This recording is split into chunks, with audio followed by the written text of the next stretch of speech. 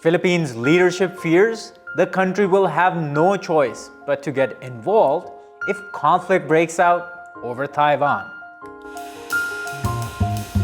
In an interview with Nikkei Asia, the Philippines President Ferdinand Marcos Jr. revealed that if tensions come to a head in the Taiwan Strait, the Philippines would have no choice but to get involved.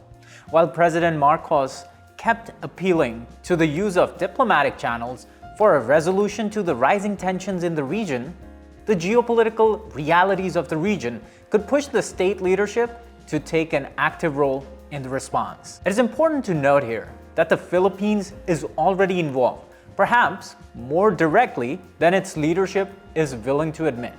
A recent military pact with the United States has seen the reopening of US military bases in Philippines, and now further military agreements are in works with Japan, while the Philippines is adamant on its aversion to any provocations towards China.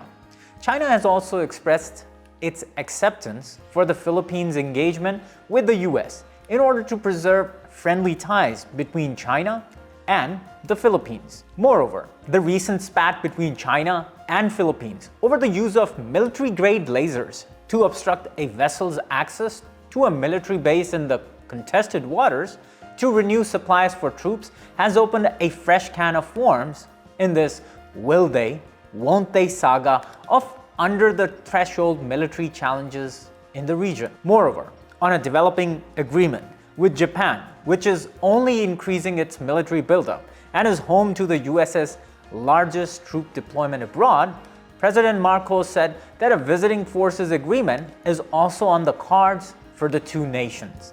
This, coupled with the Philippines' own military acquisitions, like the BrahMos deal with India and the purchase of 4 warships from South Korea, shows that the state is not merely apprehensive of an impending conflict, it is preparing for it.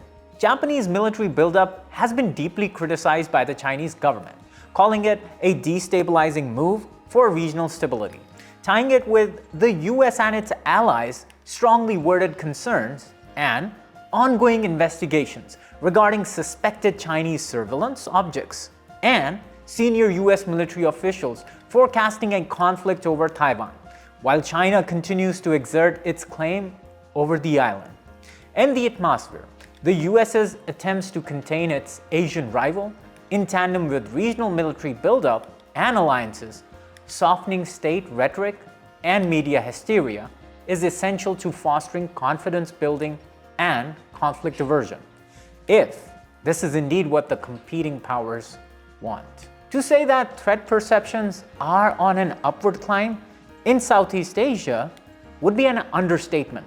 The Philippines' continued alignment with US, allies in the region, and US's own increasing military engagements with China's rival in the contest over the South and East China Seas can pull the island nation into the eye of the storm, whether it wants it or not. I'm Usama Nizamani, and this was your Daily Dispatch.